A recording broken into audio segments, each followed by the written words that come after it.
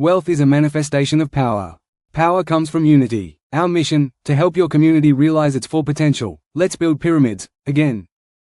If 10,000 people who are members of the same community, village, diaspora, profession, commit to contributing $1 each for each member's death, so they will collect a solidarity basket of $10,000 each time, to fund repatriation, burial and funerals.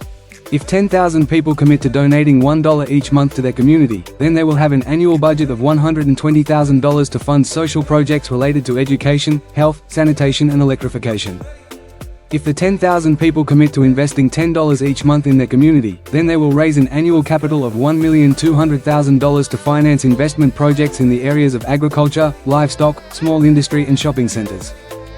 It is a virtuous circle in which community money stays in the community and is used to finance solidarity services, social projects and investments for the benefit of community members.